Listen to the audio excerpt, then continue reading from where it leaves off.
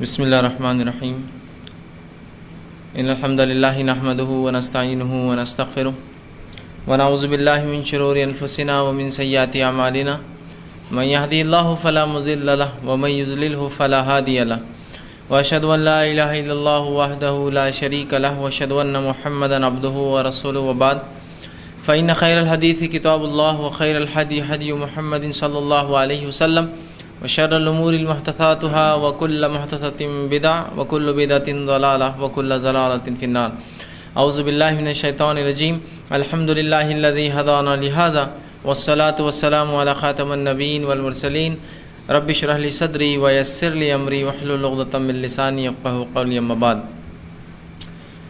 تمام تعریفیں اس اللہ عز و جل کو لیے لائق و زیبا ہے جو تمام جہانوں کا بنانے والا اور اسے پالنے والا ہے، اور درود و سلام اس کے آخری نبی محمد صلی اللہ علیہ وسلم پر۔ الحمدللہ ہم تمام یہاں اس ہفتے واری درس قرآن کے لیے جمع ہوئے ہیں۔ انشاءاللہ عزیز اس مختصر سے وقت میں آپ تمام کے سامنے ایک بڑے ہی اہم عنوان پر روشنی ڈالنے کی کوشش کروں گا۔ گو اس عنوان کا سیدھا تعلق، اس ٹاپک کا سیدھا ریلیشن جو ہے عبادتوں سے یا ذکر و اذکار سے یا بہت ساری چیزوں سے نہیں ہوتا ہے، لیکن یہ وجہ اور سبب بنتی ہے وہ تمام چیزوں کی۔ وہ اس کو ہم سیدھے سے کبھی جوڑ نہیں سکتے کہ اس کا تعلق اس سے ہے، لیکن پھر بھی یہ سبب بنتی ہے، اور وہ بڑی اہم چیز ہے جو دنیا میں آج دیکھتے ہیں کہ مسلمانوں کی بدحالی، مسلمانوں کی تنگ دستی، مسلمانوں کا اس دنیائی جو مسابقہ ہے، کمپٹیشن ہے، اس کے اندر پیچھے ہونا۔ جبکہ ظاہر سی بات ہے ایک مسلمان جب دین پر چلتا ہے تو ظاہر سی بات دنیا میں بھی وہ آگے ہوتا ہے۔ اسی طرح جو ہے نوجوانوں کی بے راہ روی یا جو ہے عبادتوں سے لوگوں کی غفلت، یا اللہ کے ذکر و اذکار سے لوگوں کی غفلت، یا تمام اسباب اگر ہم دیکھیں جو برائی کی وجہ اور جڑ بن رہی ہے، ان میں سے ایک بہت بڑی جڑ یہ ہے جو آج میرا عنوان ہے، وہ ہے سستی اور کاہلی۔ سستی اور کاہلی میں نے اس لیے پہلے وضاحت کر دی کہ اس کا سیدھا تعلق تو نہیں ہے، لیکن اس کا بہت گہرا تعلق ہے تمام چیزوں سے۔ اس لیے کہ ایک انسان، ایک مومن اگر سست اور کاہل ہو جائے تو اس مومن کی مثال تو ایسی ہے کہ ایک مالک جو ہے اپنے کارکنوں کو، اپنے نوکروں کو، اپنے سرونٹس کو کسی کام کے لیے بھیجیں، اور وہ نوکر، وہ کام کرنے والے، وہ کارکن، وہ سرونٹس کام چھوڑ کر سے سستی اور کاہلی اختیار کرے، تو کیا امید کرتے ہیں کیا وہ کام پورا ہو پائے گا؟ کیا اس مشن میں وہ مالک سکسیسفل ہو پائیں گا؟ یا جو ہے جس مقصد کے تحت اس نے ان نوکر کو بھیجا اور جس کے تحت ظاہر سی بات ان کو اجرت ملنے والی ہے، کیا وہ مالک ان کو اس کی اجرت دیں گا؟ نہیں۔ تو اسی طرح مومن بھی جب دنیا میں بھیجا گیا ہے تو کچھ کام اور مقصد کے تحت بھیجا گیا ہے۔ اگر اس کام اور مقصد کو چھوڑ کر وہ سستی اور کاہلی میں پڑ جائیں گا تو اس کا نتیجہ یہ ہوگا کہ وہ کام جو اس کے ذمے ہیں، مومن کے ذمے بہت سارے کام ہیں، وہ کام وہ نہیں کر پائیں گا، تو خود اللہ رب العزت کے سامنے وہ نادم ہوگا کہ اس نے، اللہ نے جس مقصد کے تحت بھیجا وہ مقصد پورا نہیں کر پایا۔ دوسرا، اپنی نجات کا ذریعہ بھی ہم نہیں بنا سکیں گے۔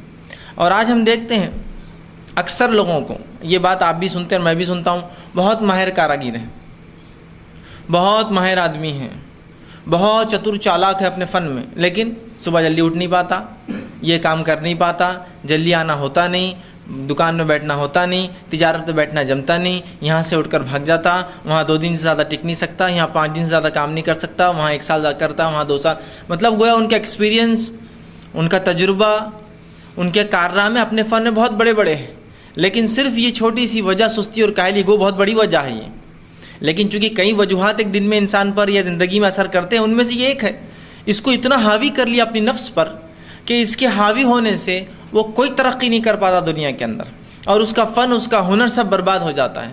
جبکہ اسی کے مقابلے میں دوسرے لوگ جو اس سے کم ہنر رکھتے ہیں، اس فن کے کم ماہر ہیں، لیکن ان کی پابندی، وقت پر پہنچنا، لوگوں کو جیسا وعدہ کیا اس کام کو پورا کرنا، مطلب سستی اور کاہلی وہ چونکہ نہیں کرتے، وہ اس سے کئی گنا مال میں بھی دنیا میں آگے بڑھ جاتے ہیں، اور کئی گنا دولت اور شہرت میں بھی جو اس سے آگے بڑھ جاتے ہیں، اور ان کی تجارت دن دگنی رات چوگنی ہو جاتی ہے۔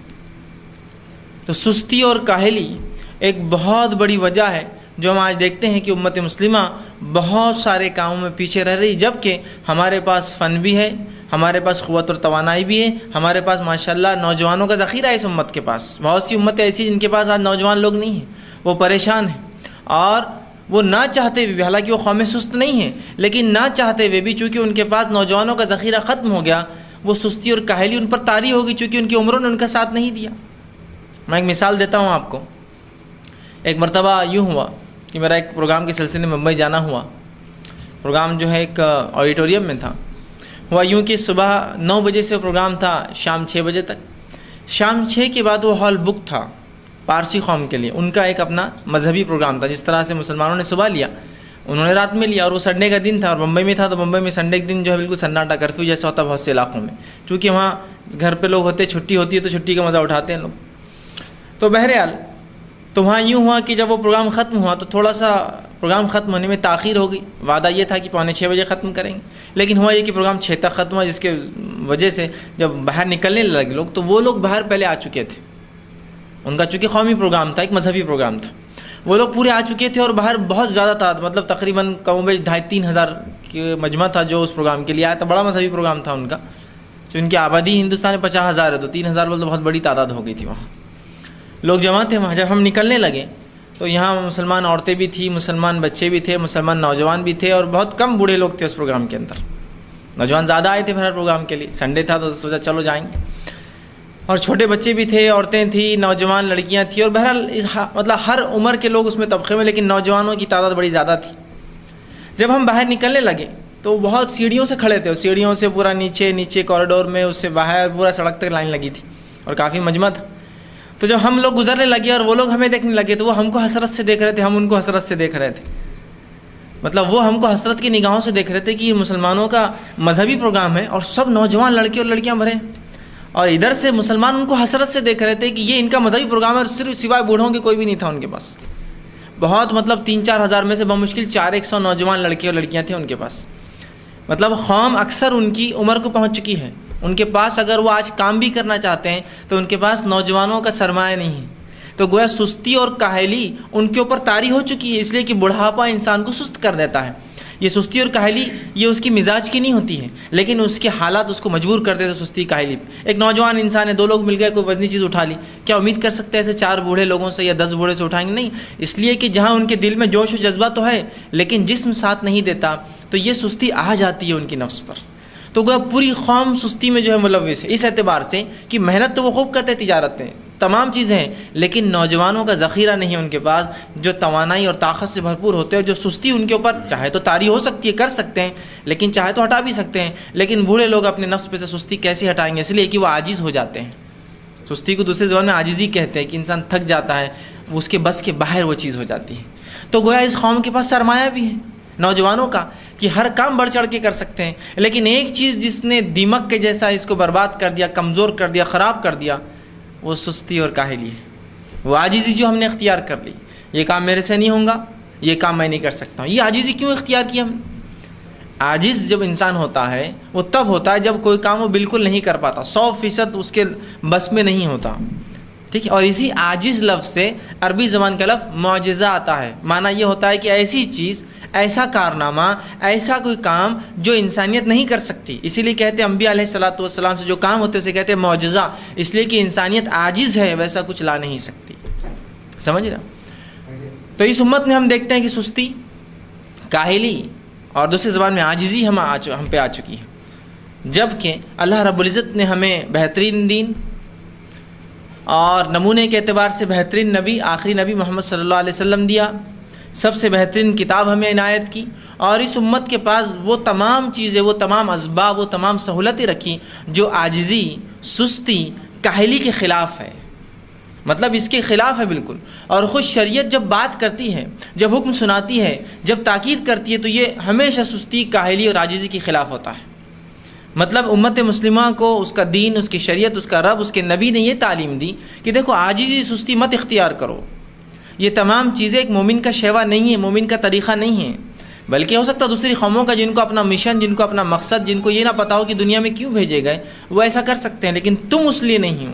اور نبی اکرم صلی اللہ علیہ وسلم کی کئی دعائیں اس قسم کی تھیں. آپ دعائیں مانگتے جس میں آپ صلی اللہ علیہ وسلم پناہ مانگا کرتے تھے سستی, کاہلی اور عاجزی سے. لیکن آج ہم دیکھتے ہیں جو سستی, کاہلی اس امت پر آ چکی ہے, یہ ہم نے اپنی نفس پر لادا ہے, یاد رکھیے. یہ ہم میں ہے ہی نہیں. یا ہم چاہیں تو کوشش کر کے ان چیزوں سے باہر نکل سکتے ہیں, لیکن ہم چاہتے نہیں. اور دنیا جس رفتار سے آگے جا رہی ہے, ہم یہ سوچ کر پیچھے بیٹھ چکے ہیں کہ اب یہ رفتار تو ہم سے نہیں ہونے والی, لہٰذا ہم عاجز ہیں اس سے. اور ہم نے سستی اختیار کر لی. جبکہ یاد رکھیے پچھلے زمانوں کا اگر آپ پچھلے واقعات ہمارے لیں یا آپ تاریخ کے اوراق تھوڑے سے پلٹیں تو ہم دیکھیں گے کہ 17ویں صدی سے پہلے یا 8ویں صدی سے لے کر 16ویں صدی تک مسلمانوں کے ایسے حالات تھے کہ ہر کوئی جو ان کو دیکھتا وہ یہ کہتا کہ یہ قوم اپنے وقت کے اعتبار سے 1000 سال آگے چلتی ہے. ہر کسی کے بڑے بڑے اقوال آپ اٹھا لیجئے، لوگوں کے آپ اقوال دیکھیے، یا ان کے جو ہے جن لوگوں نے تاریخ لکھی ہے ان کے جو ہے آپ اقوال دیکھیے یا ان کی جو ہے کتابیں پڑھیے. یہ غیر مسلموں کی بات کر رہا ہوں. تو وہ یہ کہنے پر مجبور تھے کہ یہ قوم پر نہ سستی ہے، نہ کاہلی ہے، نہ عاجزی ہے، بلکہ یہ قوم اپنے زمانے سے 1000 سال آگے چلتی ہے.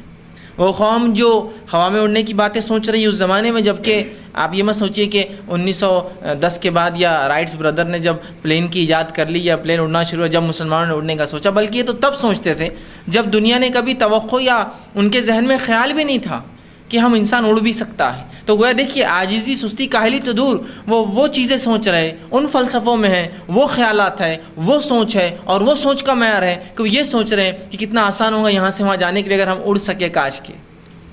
اور ایک مشہور اور معروف جو ہے سائنسداں گزرے ہیں، بہت کم لوگ بہرحال ان کا نام جانتے ہیں، ان کا نام عباس ابن فرناس ہے.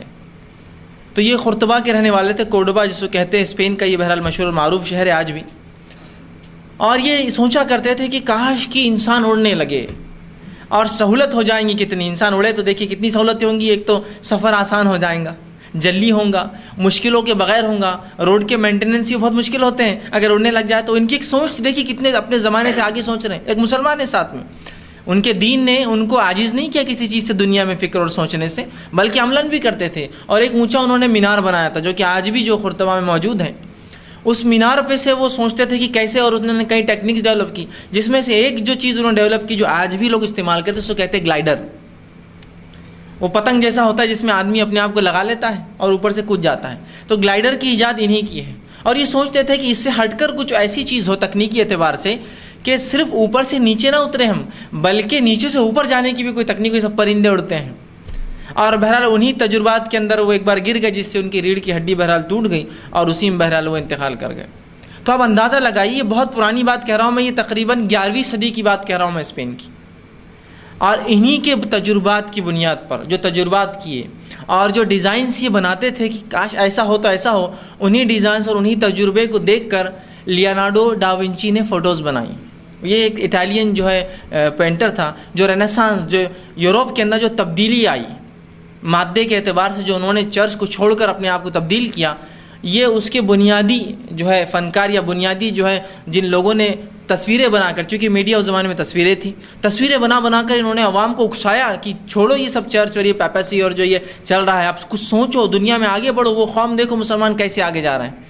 تو اس شخص نے جو ہے ان کے کئی زمانے بعد، کئی 100 سال بعد ان تجربات کے بنیاد پر ڈرائنگز بنائی جس کو دیکھ کر یوروپ پورا جو ہے ہکا وکا رہ گیا. اور دنیا آج تک سوچتی ہے کہ اس کو خیال کیسے آیا. اس کو خیال نہیں آیا تھا، اس نے کسی اور کے تجربات کو دیکھ کر وہ چیزیں بنائی تھی. یاد رکھیے. تو اندازہ لگائیے کہ مسلمان جن تجربات کو کر رہے تھے ان تجربات کے تصاویر بنا کر لوگ یہاں قوموں میں تبدیلیاں لا رہے تھے. آپ سمجھ رہے ہیں اس قوم کی سوچ.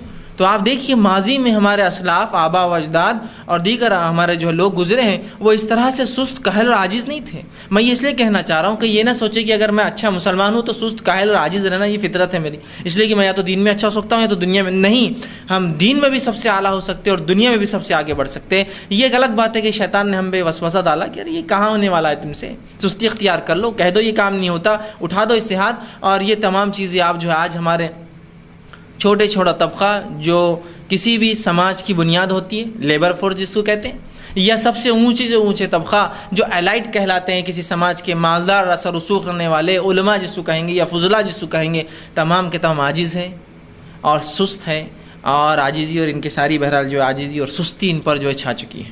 تو ہم تمام کو ایک امت کے طور پر اس سے باہر نکلنا پڑے گا. یاد رکھیے اگر یہ حالات ایسی رہے، یاد رکھیے تو بہت سنگین اس کے نتائج، بہت خطرناک اس کے رزلٹس نکلنے والے ہیں. تو لہٰذا اور آپ دیکھیے اگر ہم نبی اکرم صلی اللہ علیہ وسلم کی سیرت لیں، صحابہ کی سیرت اٹھائے، قرآن کا مطالعہ کرے، تو ہر بار جب بھی دنیا کا معاملہ ہے قرآن نے کہا جلد بازی کرو، نیکی کرنے میں جلدی کرو، فلاں چیز سے کرنے میں جلدی کرو، موت آنے سے پہلے فلاں کر لو، ہے نا. ترمذی کی ایک روایت ہے، آپ صلی اللہ علیہ وسلم فرمایا 5 چیزوں کو 5 سے پہلے کر لو. پھر جلدی کی بات ہو رہی کہ جوانی کا جو ہے صحیح استعمال کرو بڑھاپے سے پہلے، خالی وقت کا استعمال کر لو مصروفیت سے پہلے، ہے نا، زندگی کا موت سے پہلے، مال کا اس سے پہلے کہ جو ہے غریب غربت انسان پہ آ جائے، ہے نا، اور صحت کا اس سے پہلے کہ جو ہے بیماری اس پر حاوی ہو جائے. تو 5 سے پہلے 5 کر لو. تو یہاں بھی دیکھیے جلدی کی بات ہے کہ جلدی کرو اس معاملے میں. پتہ نہیں آج صحت ہے کل بیمار ہو جاؤں، آج مال ہے کل چلا جائے، تو صدقات کر دوں، خیرات کر دوں، جسم کا فائدہ اٹھا لوں، اللہ کی راہ میں جو کوششیں کر لوں، جو کچھ ہو سکتا ہے کر لوں، اور آخر تو موت ہے، اس کے بعد جو ہے زندگی ہے، بس اس کے بعد موت نہ آ جائے، اور موت میں جانتا نہیں ہوں. تو گویا یہاں بھی جلد بازی کا ہے. اس طرح قرآن میں کئی جگہ کہا کہ جلدی کرو جنت کی طرف، جلدی کرو نیکیوں کی طرف. ٹھیک، تو عاجزی اور سستی کی بات تو ہے ہی نہیں، بلکہ خود نبی اکرم صلی اللہ علیہ وسلم کا آپ اگر معمول دیکھیں تو مائی عائشہ رضی اللہ عنہا فرماتی ہے کہ آپ صلی اللہ علیہ وسلم جب فجر کی نماز کے لیے اٹھتے، یہاں میں ذہنی اعتبار سے سستی اور کاہلی کو بھی دور چاہتا ہوں، اور جسمانی اعتبار سے بھی مومن سست اور کاہل نہیں ہوتا ہے. تو میں عائشہ رضی اللہ عنہ فرماتی ہے کہ نبی اکرم صلی اللہ علیہ وسلم جب صبح اٹھتے نیند سے رات کی نماز کے لیے، قیام اللیل کے لیے، تہجد کے لیے، جب صبح اٹھتے تو آپ سیدھے جو ہے بستر سے اٹھ کر کھڑے ہو جاتے رفتار سے. جسمانی اعتبار سے بھی سستی اور کاہلی نہیں. عبادت کرنے کے لیے، ایک فریضے کو عمل دینے کے لیے حدیث میں الفاظ ہے کہ نبی اکرم صلی اللہ علیہ وسلم سیدھے اٹھ جاتے اور اٹھ کر اپنی آنکھوں کو ملتے، گھر سے باہر نکلتے، آسمان کی طرف دیکھتے اور سورہ آل عمران کی آخری 10 آیتیں تلاوت کرتے، وضو کرنے جاتے، وضو کر کے نماز کے لیے کھڑے ہو جاتے. اور بہرحال نماز کی کیا تعریف کرے کہ اس کی خوبصورتی، اس کا قیام، اس کے رکوع، اس کے سجود، اور اس کے بعد پھر جو ہے نماز قائم کرتے، اپنی وتر پڑھتے، اس کے بعد 2 اپنی جو ہے سنتیں پڑھ کر مسجد جو ہے فجر کے لیے جاتے. تو یہاں بھی اس حدیث کے اندر نبی اکرم صلی اللہ علیہ وسلم دیکھ کے جسمانی اعتبار سے بھی سستی سے نہیں بلکہ تیزی سے بالکل بستر سے سیدھے کھڑے ہو جاتے، اس لیے کہ آپ ذرہ برابری سستی کریں گے تو خود نبی اکرم صلی اللہ علیہ وسلم نے بات فرما دی کہ شیطان کہتا ہے ابھی تو وقت ہے فجر کے لیے، ابھی تو وقت ہے نماز کے لیے، اور وہ تھپکیاں دیتا ہے قسم کی. اور وہ تھپکی اگر انسان ایک بار بھی لے لے، الارم لگایا اس نے فجر کا 5:30 بجے لگایا، چونکہ آج کل نمازیں 5:45 بجے ہوتی ہے، کہیں جگہ 6 بجے بھی ہو رہی، بہرحال تو اب وہ الارم لگایا اور ذرا سستی کیا، اس نے کہ الارم بند کیا کہ ابھی تو 15 منٹ ہے، اور شیطان تھپکیاں دیتا ہے، گیا. تو رسول اللہ صلی اللہ علیہ وسلم دیکھیے سستی کاہلی عاجزی بالکل نہیں، سیدھا رفتار سے کھڑے ہوتے، سیدھا کھڑے ہو جاتے اور اس کے بعد نکل جاتے. تو یہی طریقہ، آنکھ صاف کرتے، آنکھ ملتے اپنی تاکہ نیند ختم ہو جائے، باہر جا کر آسمان دیکھتے، 10 آیتیں تلاوت کرتے، اس کے بعد وضو کرتے اور نماز قائم کرتے. تو دیکھیے آپ صلی اللہ علیہ وسلم نہ صرف جو ہے یہ امت دین جو ہے ہمیں جو ہے جسم جو ہے ذہنی اعتبار سے بلکہ جسمانی اعتبار سے بھی سستی اور کاہلی کی اجازت نہیں دیتا. خود نبی اکرم صلی اللہ علیہ وسلم کے تعلق سے آتا ہے، صحیح بخاری اور صحیح مسلم کی روایت ہے متفق علیہ، آپ صلی اللہ علیہ وسلم دعا کیا کرتے، دعا کے الفاظ یوں ہوتے، اللہم انی اعوذ بک من العجز والکسل والجبن والحرم والبخل. آپ دعا کرتے اور کہتے اے اللہ مجھے عاجزی اور کاہلی، مجھے عاجزی اور کاہلی، پھر فرماتے بزدلی اور بڑھاپا اور کنجوسی سے تیری پناہ طلب کرتا ہوں. کہ عاجزی اور کاہلی، کہ میں عاجز نہ ہو جاؤں کسی چیز کے کرنے سے، میں کاہل نہ اور سست نہ ہو جاؤں کسی چیز سے کرنے سے. اسی طرح آپ پناہ مانگتے کہ بڑھاپے سے، بڑھاپا چونکہ بہت ساری کمزوریاں لے آتا ہے تو آپ پناہ مانگتے، بلکہ ایک دعا تو آپ یوں بھی کرتے کہ اللہ میری تمام طاقت و توانائی تو مجھے بڑھاپے کے وقت دے، باقی رکھ اس کو، تاکہ تب بھی میں خوب جو ہے زور اور شور سے جو ہے نمازیں روزے رکھ، ورنہ بڑھاپا بہت سی کمزوریاں لاتا ہے. اسی طرح آپ فرماتے کہ جو ہے کنجوسی اور جو ہے کنجوسی اور بزدلی سے تیری پناہ چاہتا ہوں، کہ میں کنجوس نہ ہو جاؤں، تیری راہ میں خرچ نہ کروں، اور اسی طرح بزدل نہ بن جاؤں کہ تیری راہ میں جہاد نہ کروں. ٹھیک، تو ان تمام سے آپ پناہ مانگتے ہیں. تو یہاں نبی اکرم صلی اللہ علیہ وسلم سستی اور کاہلی سے پناہ مانگ رہے ہیں. تو گویا دیکھیں جب یہ دعا کی جا رہی ہے تو دعا کی بڑی اہمیت ہوتی ہے. نبی اکرم صلی اللہ علیہ وسلم جب کوئی دعا کریں یا کوئی دعا سکھائے، اس کی بڑی اہمیت ہوتی ہے. اور دعاؤں کی اہمیت یہ امت کو تو میں سمجھتا ہوں بہت زیادہ معلوم ہے. جو ثابت نہیں وہ بھی کرتے رہتی، جو ثابت ہے اس کی تو اہمیت پھر بڑھ گئی. اور کچھ بھی کسی نے کہہ دیا یہ دعا کرو فلاں مسئلہ ہو جائے گا، شروع ہو جاتے ہیں. یہاں نبی اکرم صلی اللہ علیہ وسلم ایسی کئی مختلف الفاظ سے دعائیں ہیں، بلکہ آپ یہ دعا کبھی کبھار جو ہے دوسرے الفاظ سے آتا ہے کہ آپ رکوع 2 سجدے کے بیچ میں جب بیٹھتے تب بھی یہ دعا کرتے، سستی، عاجزی اور بزدلی سے میری جو ہے اللہ کنجوسی سے حفاظت کر. نماز میں بھی کیا کرتے یہ دعا، کتنی اہم ہو رہی ہے اندازہ لگائیے اس سے. تو سستی اور کاہلی سے بچنا بڑی اہم چیز ہے، یاد رکھیے. لیکن آج ہم دیکھتے تمام کاموں کے اندر ہمارا معاملہ ایسے ہی ہے. آئیے ایک اور حدیث سنی، صحیح مسلم کی روایت ہے، آپ صلی اللہ علیہ وسلم فرماتے اور کہتے ہیں اور محنت اور مشقت اور کسی بھی کام میں لگن، کسی بھی کام میں آگے بڑھ کر اسے کرنا، یہ مومن کا شیوا اور طرز زندگی، یاد رکھیے.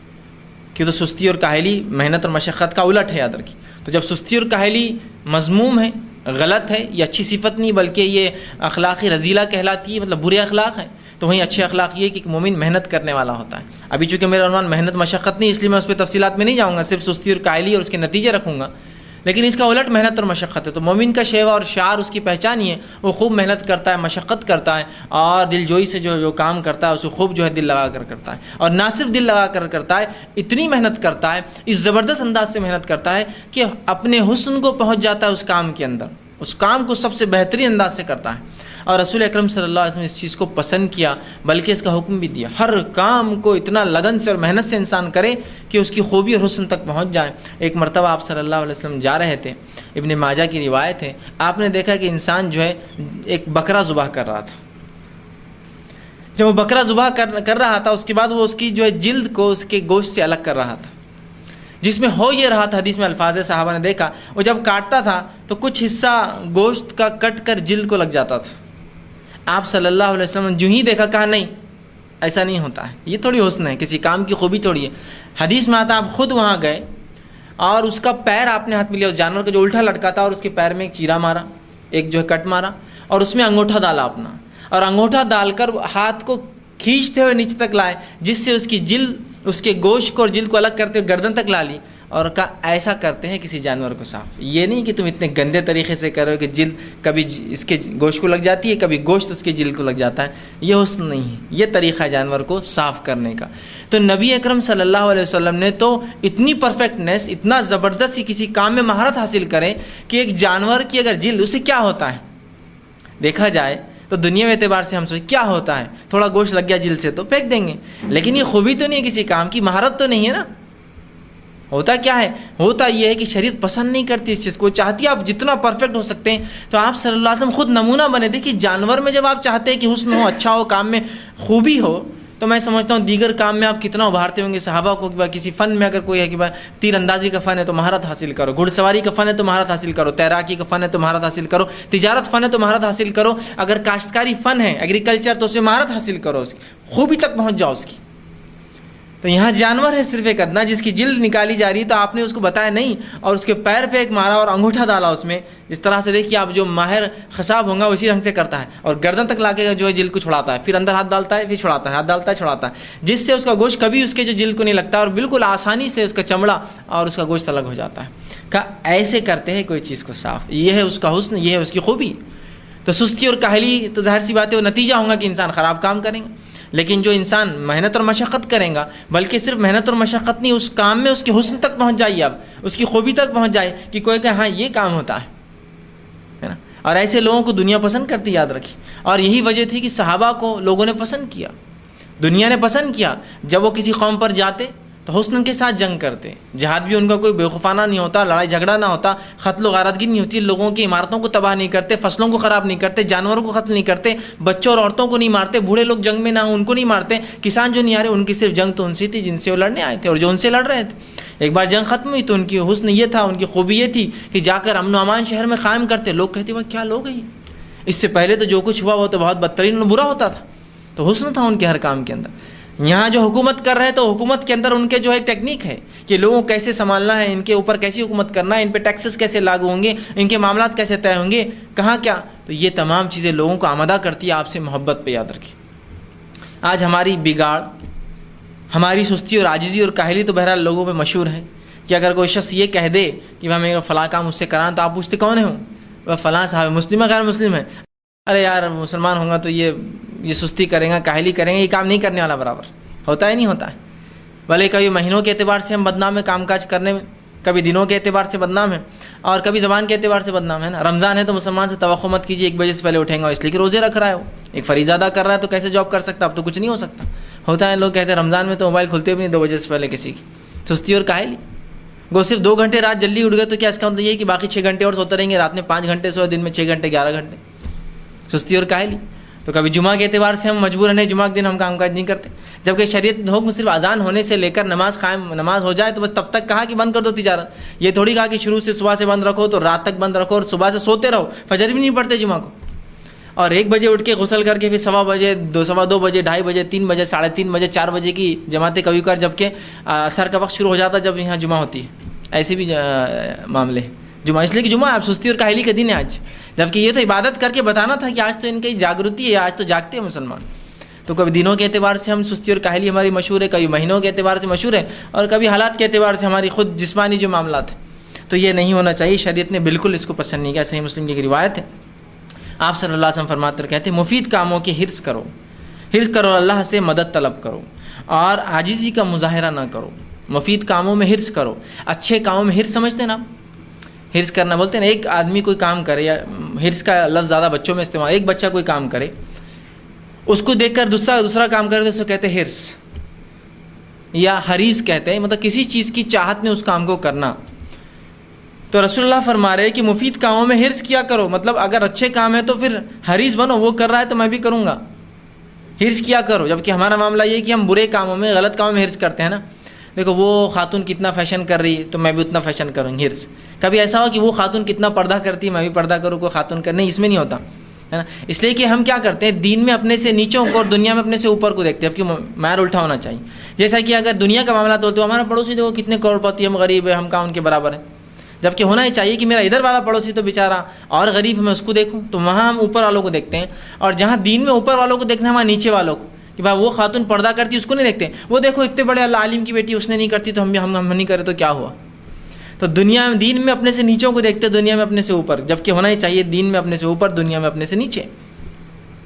تو ہم جو سستی اختیار کر چکے ہیں، تو دنیا میں ہم کیسے حریص ہوتے ہیں کہ وہ لوگ دیکھو فلاں بازار میں جا کر فلاں کپڑے خریدتے فلاں شاپ سے، ہم بھی وہاں جا کر خریدیں. کبھی یہ سوچا وہ لوگ فلاں مسجد میں جا کے فلاں نمازیں پڑھتے، جمعہ اختیار کرتے ہیں، یا عیدگاہ میں بھی جاتے ہیں نماز کے لیے، یا فلاں وہ کرتے ہیں، یا نماز کا فلاں اہتمام ہوتا، ان کے گھر میں ذکر و اذکار ہوتا، تلاوت قرآن ہوتی، ان کے بچے فلاں، وہ نہیں دنیا میں. لیکن دیکھیں کیسا کمپٹیشن ہوتا ہے ہمارا. تو رسول اللہ فرما رہے ہیں مفید کاموں میں حرص کرو. مفید کام سب اچھے ہوتے ہیں، شریعت نے ہر اچھے کام کا حکم دیا ہمیں. مفید کاموں میں حرص کرو کہ وہ کرتا ہے میں بھی کروں گا، اور اللہ سے مدد طلب کیا کرو. اللہ سے ظاہر سی بات ہے کوئی بھی کام کے لیے اللہ سے مدد طلب کرنا پڑیں گے. اللہ اس کی طاقت، سکت، توانائی، قوت، مال، دولت سب دے ہمیں اس کام کے لیے. اور فرمائے عاجزی کا مظاہرہ مت کرو.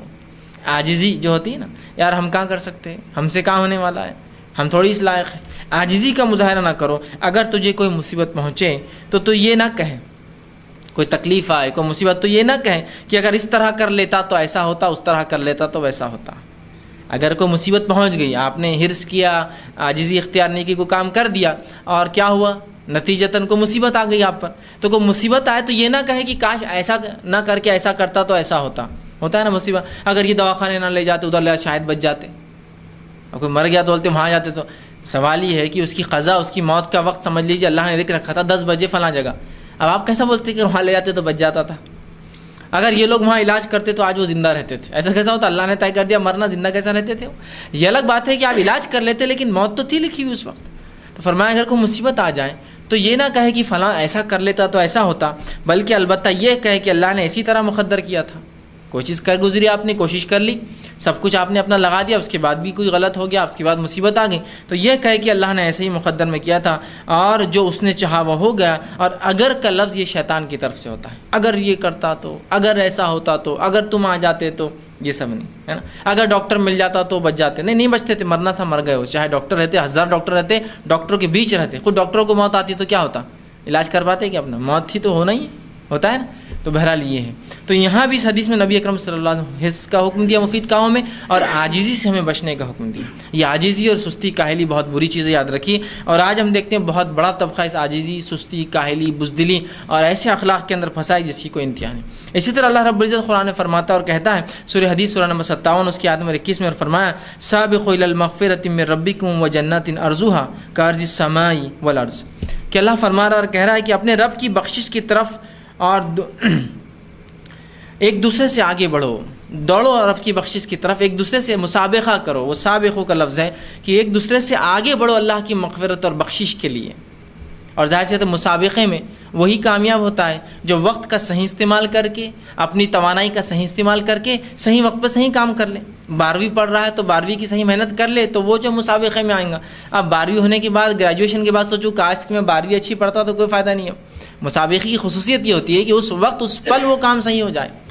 تو اللہ رب العزت فرما رہا ہے کہ اپنے رب کی بخشش اور مغفرت کے لیے ایک دوسرے سے مسابقہ کرو، آگے دوڑو اور بڑھو، اور اس کی جنت کی طرف جس کی چوڑائی زمین و آسمان کے برابر ہے.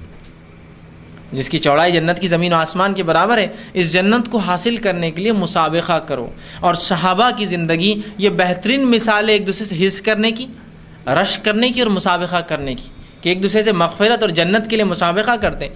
اور اس معاملے میں صرف ایک مثال دوں گا کہ عمر ابن خطاب رضی اللہ عنہ اور ابوبکر صدیق رضی اللہ عنہ، یہ دو مشہور معروف شخصیتیں میں سمجھتا ہوں سب پہچانتے ہیں. ایک خلیفہ اول ہے، خلیفہ ثانی دوم ہے. اسی طرح اللہ کے رسول صلی اللہ علیہ وسلم کے بعد صحابہ میں مقام ابوبکر صدیق کا ہے اور اس کے بعد عمر ابن خطاب کا ہے، اس لیے کہ نبی اکرم صلی اللہ علیہ وسلم نے خود حدیث میں فرمایا کہ میرے بعد ابوبکر اور عمر کو دیکھو. تو ظاہر سی بات ہے دونوں کا مقام ہم سب کو پتہ چلتا ہے.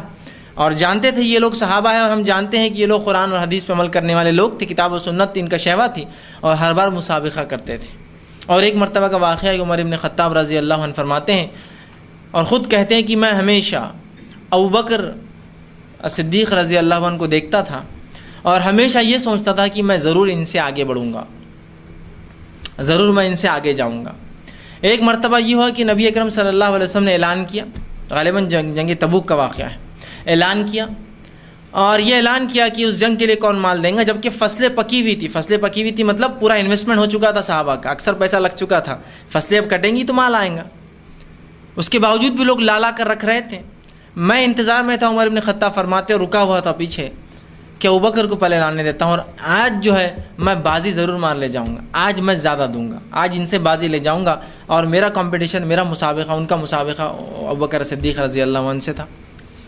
اور وہ کہنے لگے میں نے سوچا کہ اب میں اس سے زیادہ وہ کروں گا، اور میں گھر گیا اور تمام چیزوں کا حساب کیا اور سب آدھی آدھی لے کر آیا، آدھا مال، آدھے جانور، آدھا جو کچھ تھا میرا سرمایہ، آدھی پراپرٹی بیچ کر سب آدھا کیا، میں نے نصف نکالا اور پورا آدھا بیچ کر آیا اور لا کے نبی اکرم صلی اللہ علیہ وسلم کی خدمت میں میں نے رکھ دیا. اور وہاں پھر میں ٹھہر گیا اور میں نے دریافت کیا کہ ابوبکر آئے ہیں؟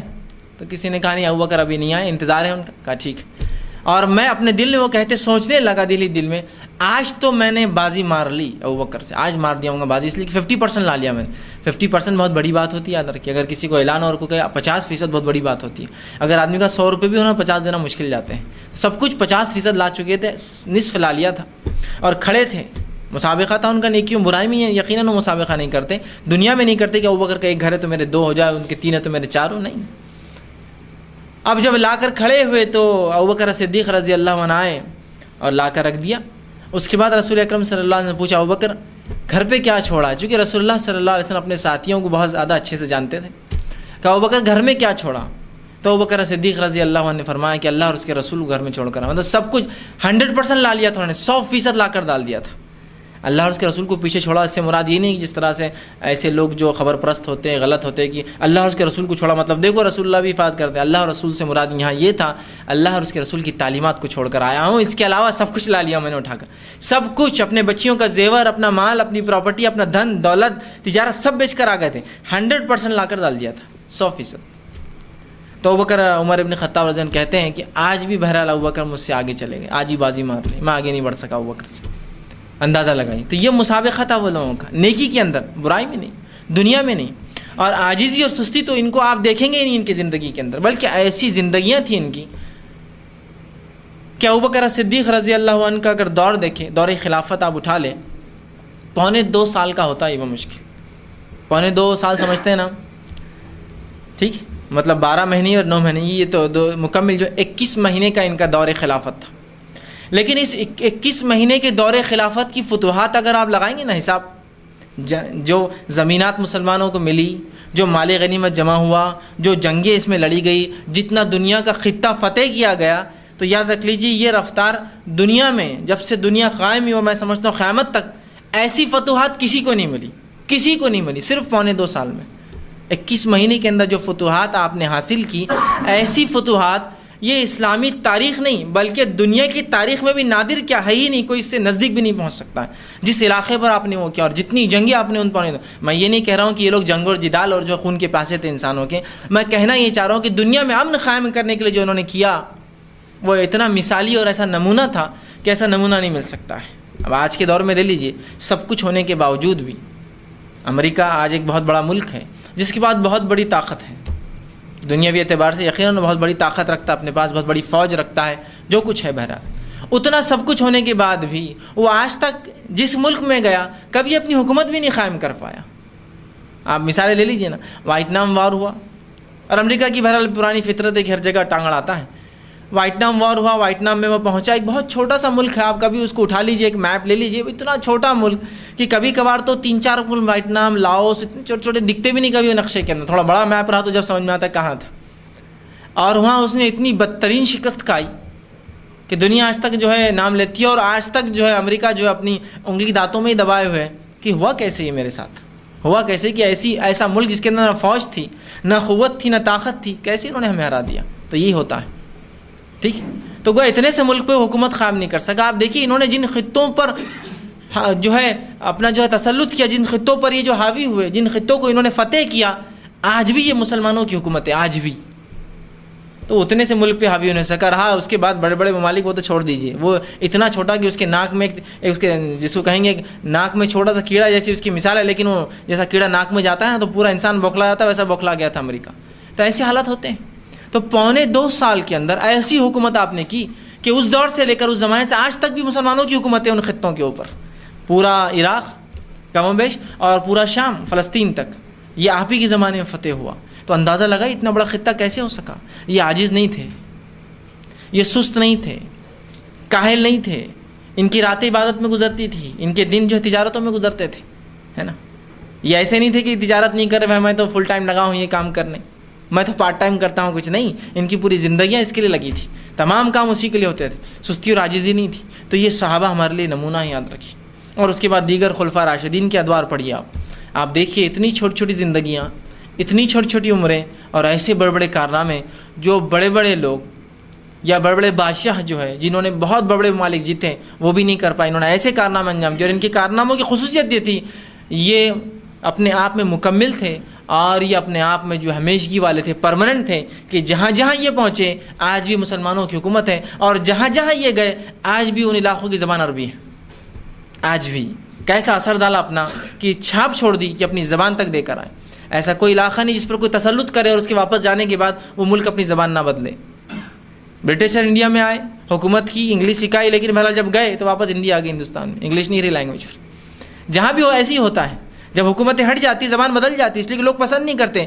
صحابہ کو لوگ کتنا پسند کرتے تھے کہ ان کے جانے کے بعد زبانیں بھی اس ملک کی عربی ہو گئی. آج دنیا میں 22 عربی ممالک ہیں, جہاں گئے وہاں زبان تک لوگوں نے ان کی لے لی, اور جہاں زبان نہیں لی تو کم از کم حرف اور ہند سے تو لے لی ان کی. الف با تا سا تو انہوں نے لے لیا, یہ تو کم از کم کر پائے کہ لینگویج تو ان کی سمجھو فارسی تو فارسی رہ گئی, لیکن فارسی کی لیپی تو کم از کم عربی ہو گئی. انڈونیشین جو لینگویج ہے بھاشا, وہ جو ہے وہ تو بھاشا ویسی ہی رہی, لیکن اس کی لیپی عربی ہے, معلوم آپ کو. یہ الگ بات ہے, پھر انہوں نے انگلش پر ٹرانسفر. ترکی کی لیپی عربی تھی, وہ الگ بات ہے کہ جو انہوں نے بعد میں جو اپنی آزادی کے بعد جو ہے اس کو بدل کر جو ہے انہوں نے انگلش لیپی اختیار کر لی. تو کم از کم انہوں نے کچھ نہیں تو ایسا اثر تو چھاپ تو چھوڑی کہ لیپیاں بدل دی ان کی. اتنا پسند کیا لوگوں نے ان کی زبان کو کہ زبان نہ سیکھ پائے تو لیپی لے لی ان سے اٹھا کر. تو عاجز سست نہیں تھے, یاد رکھیے. آج ہم دیکھتے ہیں تمام کے تمام عاجز اور سست ہیں. کسی بھی کام کے اندر, کسی بھی معاملے کے اندر, کوئی تجارت اٹھا لیجئے, آدمی اس لیے نہیں کر پاتا کہ صبح دکان کھلتی نہیں, جبکہ صبح میں اللہ کے رسول صلی اللہ علیہ وسلم نے اس امت کے لیے خیر کی دعا کی ہے. آپ صلی اللہ علیہ وسلم دعا کی, اللہ اس امت کے صبح میں برکت دے, ہے نا. اور اس برکت کے نمونے آپ دیکھ سکتے ہیں آج بھی. اور ظاہر سی بات ہے صبح کی تجارت آسان نہیں ہوتی میرے بھائی, بہت مشکل ہوتا ہے. اور جو لوگ بھی صبح کی تجارت کرتے ہیں, آپ لکھ کر لے, تھوڑی تجارت کرتے ہیں, نفع بخش کرتے ہیں, اور ایسی برکت والی جیسی کوئی انتہا نہیں. اور میں کئی بار مثالیں دیتا ہوں صبح کی تجارت کرنے والوں کی. دودھ والوں کی آپ مثال لیجیے, صبح کی تجارت کرتے ہیں, کیسی برکت ہے. ایک بھینس مشکل سے 10 لیٹر دیتی ہوں گی, لیکن آپ دیکھیے گھر بنگلہ بھینسوں پہ بھینسیں بنتے جا رہی, معاملات بڑھتے جا رہے ہیں. آپ بولتے ہیں یار کیسی برکت ہے, آپ کو اتنا کر کے بھی نہیں اتنا ہوتا. اس کی صبح ہے, اس کی صبح میں اللہ کے رسول نے فرمایا اللہ اس امت کی صبح میں برکت دیں. آپ وہ لوگوں کو اٹھا لیجیے جو باغبانی کرتے ہیں, فروٹ کا بزنس کرتے ہیں, سبزی کرتے ہیں, جو سبزیاں صبح آ جانا ہے مارکیٹ میں فجر سے پہلے, جو سیل ہونا تو ظاہر سی بات ہے تہجد سے شروع ہوتی ہے تجارت. آپ دیکھیے ان کی برکتیں کیسی ہوتی ہیں, ان کی اولاد نے برکتیں دیکھی, ان کے مال نے برکتیں دیکھی. اسی طرح وہ لوگوں کو لے لیجیے صبح کی تجارت جو بھی ہو, چاہے وہ گوشت والے ہوں, قریش برادری ہو, صبح کی تجارتیں کم ہیں نفع, لیکن فائدہ دیکھیے کیسا ہوتا ہے. یا جتنے لوگ صبح کی تجارت کرتے ہیں ان کے فائدے آپ دیکھیے. اس لیے کہ صبح اٹھنا سستی اور کاہلی کے الٹ ہوتا ہے پورا. آج ہمارا معاملہ ہے کہ ہماری تجارت 12 بجے تو میں دکان پر پہنچتا ہوں, 10 بجے آفس کا ٹائم ہے تو 10:30 11 بجے سے پہلے میری کبھی انٹری ہو ہی نہیں سکتی ہے, اس لیے کہ میرا شیوا اور پہچان اس لیے کہ میں مسلمان ہوں نا, اتنے جلدی کیسے پہنچ سکتا ہوں؟ تو یہ تو معاملہ ہمارا سستی، کاہلی اور عاجزی کا. تو اس پہ ہم کامیابی حاصل نہیں کر سکتے. عزائم بہت بڑے بڑے ہوتے ہیں، میں یہ کروں گا، اللہ کچھ بھی نہیں کر پاتے. اگر آپ میں سستی کاہلی ہے آپ سو جائیے، آپ کی اس کے علاوہ کچھ بھی نہیں. تو صبح سے ہماری تجارتیں ہوں، صبح سے ہمارے معاملے ہوں، صبح ہماری تمام چیزیں ہوں. لیکن اب ایک امت کا مزاج ہے صبح نہیں اٹھنے کا. لیکن اس کے برعکس دوسرے قوموں نے سستی، کاہلی، عاجزی کو اپنے نفس سے ہٹا لیا. یاد رکھیں، صبح 3 بجے اور 4 بجے میں آپ کو دعویٰ کرتا ہوں، آپ کے علاقے میں اگر غیر مسلم ہوتے ہوں گے تو ان کی عورتیں باہر نکل کے رنگولی ڈالتی ہیں. آپ فجر سے پہلے ان کی رنگولی کمپلیٹ بنی ہوئی، پانی کی مشین لگی ہوئی اور اخبار تقریباً آدھا پڑھ چکا ہوتا ہے، بیٹھے بیٹھے لنگی بیٹھا رہتا باہر، اور وہ دنیا اب جان چکا. اور اب بس اس کو اب 7 بجے کھانا وہ کھائیں گا اور 8 بجے سے اپنی تجارت، اپنے کام کاج، اپنے بزنس، اپنے آفس کے لیے نکل گیا. شام اس کی جلدی ہو جاتی ہے، وہ شام میں آیا، تجارت سے گھر بار بیٹھا، بچوں کو ہوم ورک کرایا، بات چیت کی اور اس کے بعد سو گیا. صبح اس کی پھر ہے خیر و برکت ہے، صبح میں برکت ہے. اس لیے کہ سستی اور عاجزی کے خلاف ہے صبح اٹھنا، محنت اور مشقت کی علامت ہے صبح اٹھنا. تو ہم دیکھتے ہیں تجارتیں ہماری ڈوبتے جا رہی ہیں، اس لیے کہ ہم نے تجارتوں کو کتاب و سنت سے ہٹ کر بنایا، اور سستی کاہلی ہمارے اوپر جو ہے سوار ہے. حتیٰ کہ میں یہ دعوے سے کہہ سکتا ہوں، ایسے بہت سارے ہمارے نوجوان ہیں کہ ظہر کے اندر فریش ہوتے ہیں. اگر اٹھ بھی جاتے ہیں 10 بجے تو آتے ہیں، لیکن ظہر کے وضو میں فریشنس آتی ہے اور لگتا ہے کہ اب اٹھا ہوا، ورنہ آپ ان کے چہروں سے پہچان لیں گے اب بھی اٹھ کر آیا ہوا ہے نیند میں سے. سستی اور کاہلی، ایسا نہیں کہ رات بھر انسان نے پہاڑ توڑے، محنت کی تو صبح اس کی نہیں ہوئی، لیکن بس ایک معاملہ اور ایک مزاج ہمارا بن چکا ہے. اللہ رب العزت، اس کے دین، اس کے شریعت، اس کے نبی کو یہ مزاج نہ کبھی پسند تھا نہ کبھی رہنے والا ہے. بلکہ یہ صبح اٹھنے والے، محنت کرنے والے، مشقت کرنے والے، اور ایسی محنت اور مشقتیں جب کہ کھانے پینے کو بھی نہ ہو. میں اس لیے کہہ رہا ہوں کہ ہم تو بہت اچھی حالت میں ہیں. جب ان کے پاس کچھ نہیں تھا تب بھی محنت اور مشقت میں لگے تھے، سستی اور کاہلی نہیں تھی. کسی نے بھی جنگ خندق کے وقت یہ نہیں کہا کہ اب بہت مشکل ہے اللہ کے رسول، ایک تو کھانا نہیں ہے. واقعات آپ جانتے ہیں، ایک صحابی رسول ایک مرتبہ آیا آپ صلی اللہ علیہ وسلم کے پاس. جنگ خندق جو ہوئی اس میں سلمان فارسی رضی اللہ عنہ، یہ فارس کے رہنے والے تھے، اور انہوں نے ایک آئیڈیا دیا اللہ کے رسول کو، ایک مشورہ دیا اللہ کے رسول، ہم کیا کرتے ہیں مدینے کے اطراف میں خندق کھود دیتے ہیں، اتنی بڑی خندق کی گھوڑا بھی کود نہ سکے، آدمی بھی آ نہ سکے سیدھا کود کے، اور یہ ہم فارس میں ایسے ہی کرتے ہیں تاکہ دشمن سے ہم اپنے آپ کو بچا لیتے ہیں. نبی اکرم صلی اللہ علیہ وسلم اس مشورے کی، اس تجویز کو پسند کیا اور کہا خندق ہم کھودیں گے. اب جب خندق کھودنے کی بات ہوئی تو رئیس المنافق عبداللہ بن ابی، اس نے کہا یہ کیا آپ نیا لایا، خندق کھودنا، یہ کرنا، یہ کہا ہوں گا. لیکن صحابہ عاجز نہیں تھے. نبی اکرم صلی اللہ علیہ وسلم فرما دیا. اب عاجز نہیں کہ صحیح بات ہے نا، مدینہ کو خندق سے گھرنا، اگر مدینہ آدھا کلومیٹر کا بھی شہر ہے تو آدھا کلومیٹر اسکوائر کلومیٹر ہوتا ہے نا، تو خندق کھودنا بولے تو ظاہر سی بات ہے. اور جو لوگ عمرے کو گئے ہوں گے، حج کو گئے ہوں گے، تو آج بھی مسجد نبوی رسول اللہ کا جو ہے گھر، وہاں آپ کہاں رہتے تھے، اور اس سے وہ خندق کی جو کھودی گئی تھی وہاں گورنمنٹ نے سڑک بنا دی. ویسی ابھی سڑکیں ہیں اس پہ کنسٹرکشن نہیں ہے آج بھی، تو وہ گاڑیاں لے جا کے لوگ سفر کراتے، یہ خندق کھودی گئی تھی، پورا سفر کراتے ہو. جتنی خندق تھی آج روڈ بنی ہوئی اس پہ، تاکہ علامت کے لیے کہ اتنی خندق. وہ خندق کم از کم 6-7 کلومیٹر کی ہوتی ہے، پھر بھی سب سے چھوٹا بھی دائرہ بنائے تو. اب وہ خندق کھودنا ظاہر سی بات، اتنی بڑی کھودنا، اس میں سے مٹی نکالنا کہ گھوڑا نہ کود سکے، کتنا محنت. تو رئیس المنافق عبداللہ بن ابی نے کہا یہ کیا ہے، کہ تو سست اور کاہل عاجز ہوتے ہیں نا منافق. اللہ نے گواہی دی کہ یہ تو عبادت کے لیے بھی کھڑے نہیں ہوتے، تو رہا معاملہ دوسری چیزوں کے لیے. تو وہ پریشان ہو گیا. رسول اللہ کے صحابہ جو تھے انہوں نے کہا بالکل ہم تو لبیک تیار ہیں. ایک صحابی آئے اس دوران جبکہ ان کے پاس دنیا میں اعتبار سے کوئی سہولت نہیں، کھودنے کے ہتھیار اور اوزار نہیں، من پتھروں سے کھود رہے ہیں، کھانے کے لیے کچھ نہیں ہے. اور آ کر کہا اللہ کے رسول بھوک سے بہت برا حال ہے، اور میں نے 2 پتھر باندھ رکھے. پتھر باندھ رکھے تو اس کا کیا معنی ہے، جب پیٹ میں بھوک لگتی ہے نا تو آتے آواز کرتی ہے، کھینچتی ہے، تو اس کھینچاؤ کو کم کرنے کے لیے آپ کو پریشر اگر ڈالے، اسے بیلٹ کو ٹائٹ کر لے تو پھر بھوک نہیں لگتی آپ کو تھوڑی دیر. تو اس صحابی نے پتھر رکھے اور اس کو کپڑے سے باندھ لیا اچھی طاقت سے، تاکہ پیٹ دباؤ ہے تو آتے کیا ہوتی پھر وہ بھوک کی شدت محسوس نہیں ہونے دیتی ہے. تو کہا 2 پتھر باندھے ہوئے میں نے، مطلب کھانے کو نہیں ہے، اور اتنے کمزور ہو چکے ہم کہ 2 پتھر باندھا ہو صرف بھوک کو مٹانے کے لیے. تو آپ صلی اللہ علیہ وسلم نے اس صحابی سے فرمایا اور کہا صرف یہ نہیں دکھاؤ بلکہ بتانے کے لیے کہ میں بھی دیکھو اس حالت میں ہوں، لیکن میں بھی عاجز نہیں آ رہا ہوں بلکہ کام کر رہا ہوں. کہا میں نے 3 باندھے رکھے، آپ نے اٹھائے تو آپ کے 3 پتھر بندھے ہوئے تھے، ایک ادھر ایک بیچ میں اور ایک سائڈ میں. 3 پتھر، مطلب بھوک کی شدت، پیٹ اندر ہوتے ہیں آدمی دبلا ہوتا جاتا ہے. 3 میں نے باندھ رکھی، اب تم مجھے 2 کا کیا بتا رہے ہو. عاجز مت ہو، کام کرتے رہو، کام کرتے رہو. اور جب صحابہ کام کر رہے تھے، اور ایک صحابی کے تعلق سے آتا ہے کہ ایک پتھر آ گیا، جب وہ مارنے لگے تو چنگاریاں نکلتی پتھر میں، ظاہر سی جب اس میں جا کر لوہا لگ رہا تھا اور بہت سخت پتھر آ گیا، جب وہ چنگاریاں نکلنے لگی تو آپ صلی اللہ علیہ وسلم فرمایا خوش ہو جاؤ، اللہ رب العزت تمہیں خیسر اور خسرا کی حکومتیں تمہارے قدموں میں ڈال دے گا. جب وہ چنگاریاں نکلتی تھی تب صحابہ کو محنت کرنا پڑی، ظاہر سے اس کا پھل کیا ملے گا ان کو. تو رسول اللہ نے دنیاوی بشارتیں بھی دے دی کہ تم کو خوش ہو جاؤ، خیسر اور خسرا کی حکومتیں تمہاری زندگی میں اللہ تم کو دیں گا، تم دیکھو گے اس کو. تو عبداللہ بن ابی رئیس المنافق جو وہاں تھا بہرحال اب ایک دم تو بھاگ نہیں سکتا تھا وہاں کچھ نہ کچھ کر رہا تھا. کہا یہ دیکھو اس نبی کی باتیں, یہاں بھوک سے پریشان 3 پتھر باندھا اور خوشخبریاں دیتا خیسر و خسرا کی فلاں کی. تو رسول اللہ صلی اللہ علیہ وسلم صحابہ عاجز نہیں تھے اس کی باتیں سن کر کہ صحیح بول رہا ہے یار, یہ یہاں تو کھانے کے جو ہے لالے پڑے ہوئے ہیں, یہاں مدینہ اتنا سا شہر ڈیفینڈ کرنا ہے, اس کی حفاظت مشکل جاری ہے اور یہاں بشارتیں مل رہی خیسر و خسرا. عاجز نہیں تھے, سست اور کاہل نہیں تھے, وہ جانتے تھے ان کی نبی کی بات ہے تو یہ حق اور سچ ہے, اور وہ کام کرے چلے جا رہے تھے. تو یہ جو مادہ ہونا چاہیے ہمیں, یہ جذبہ ہونا چاہیے, یہ جستجو ہونا چاہیے, یاد رکھیں. اور یہ صرف دین میں نہیں, دنیا میں بھی یہ جستجو شریعت یہی چاہتی ہے. کہاں ہم کو یہ کہا کہ دنیا میں مت کرو, خالی دین کے لیے کرو. دونوں جگہ وہی, نہ عاجز ہو, نہ سستی کرے, نہ ہم جو بزدلی اختیار کریں, نہ ہم کنجوسی کریں, بلکہ ان اخلاق کو چھوڑ کر ہمارے اندر اپنے اندر ہم جو ہے اچھے اخلاق پیدا کریں. اسی طرح اللہ رب العزت جو ہے جو بھی اچھے کام کریں گا اس کا بدلہ آخرت میں ملنے والا ہے. اور ظاہر سی بات ہے جب انسان عاجز نہیں ہوگا اور اچھے کام کریں گا تو اس کو اس کا بدلہ ملے گا, چاہے پھر وہ کام میں مکمل نہ کر پاؤں, شروعات تو کروں, اس کی کوشش تو کروں. اور اللہ رب العزت کسی عمل کرنے والے کے عمل کو ضائع نہیں کرتا. سورہ آل عمران سورہ نمبر 3 کی آیت نمبر 115 میں اللہ نے فرمایا اور کہا وما یفعلون من خیر فلن یکفروا, کہ جو بھی تم کام کرو گے اللہ اس کو ضائع نہیں کریں گا, اس کو تم سے ہٹانا دیں گا, بلکہ اس کا ہمیں اچھا بدلہ ملنے والا ہے. تو ہم عاجزی اور سستی سے ہم مسلمان باہر نکلیں, ہر قسم کی عاجزی سستی. اور دیکھیے پھر اللہ کے پاس کیسے بدلے ہمارے اس دنیا میں محنت کرنے کے. اور جو کچھ محنت ہم کرتے ہیں جس کا مقصد خالص دین ہوتا ہے, حلال روزی کمانا, یہ دین ہے. تعلیم حاصل کرنا تاکہ ایک اچھا انسان بنوں, یہ دین ہے, تاکہ وہ ذریعہ بنے حلال روزی کا, یہ دین ہے. تعلیم حاصل کروں تاکہ کائنات کا علم حاصل ہو, تاکہ اپنے رب کی معرفت ہو, یہ بھی دین ہے. محنت مشقت انسان جو بھی کرے, اٹھنا بیٹھنا, کھانا پینا, پہننا اوڑھنا, خریدنا بیچنا, سب دین ہے, یاد رکھیے.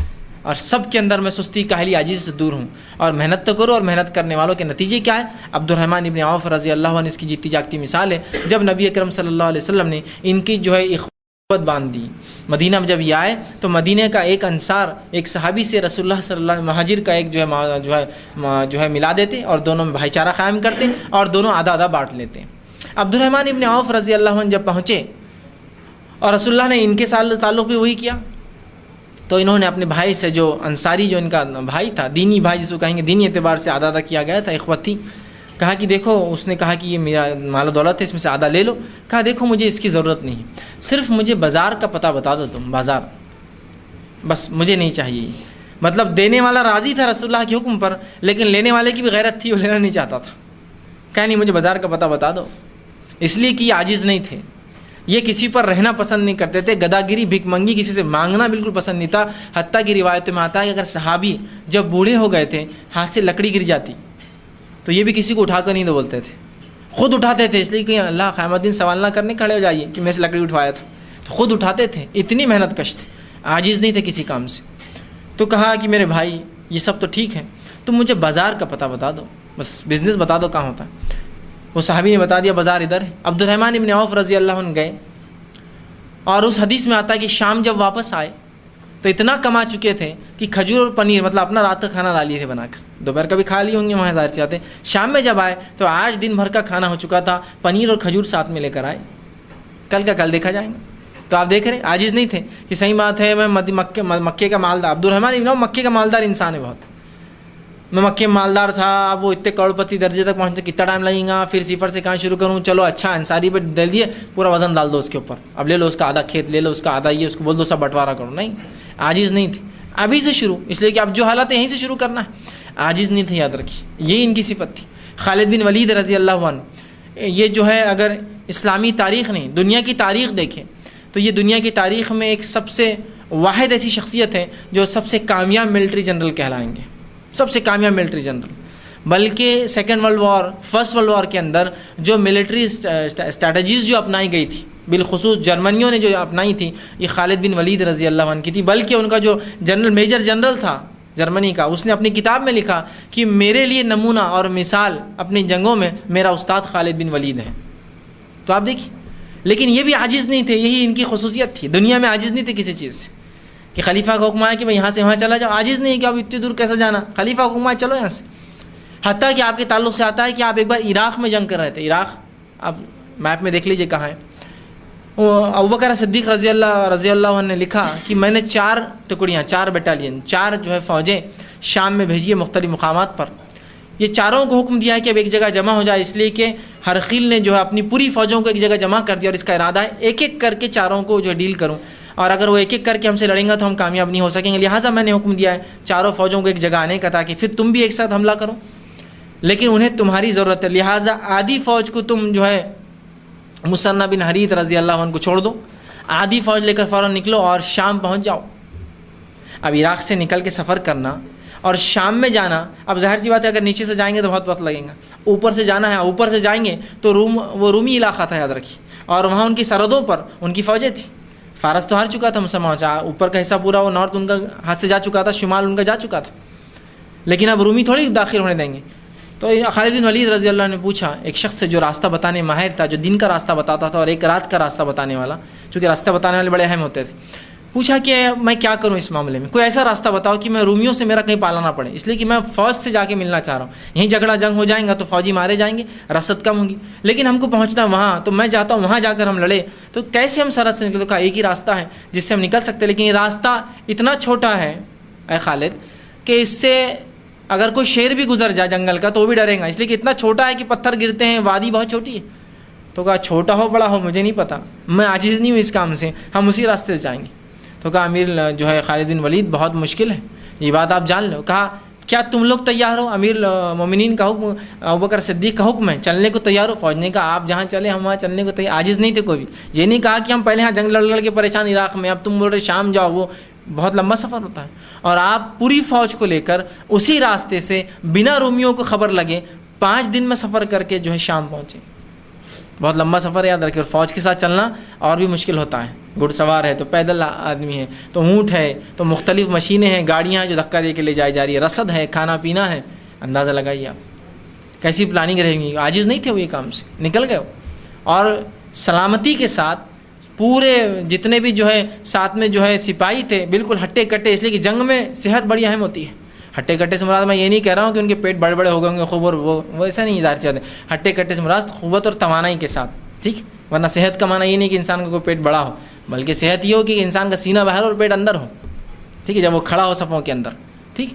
تو وہ پہنچ گئے باہر اور پھر انہوں نے جنگ بھی لڑی، تو عاجز نہیں تھے، دیکھیے عاجز نہیں تھے، سستی نہیں تھی، کاہلی نہیں تھی کہ اب اتنی دور کیسے جائیں گے، کرنا اللہ کے لیے، اجر اللہ دینے والا ہے، اور نتیجہ اللہ کے ہاتھ میں، کوشش میرے ہاتھ میں، کر گزرو۔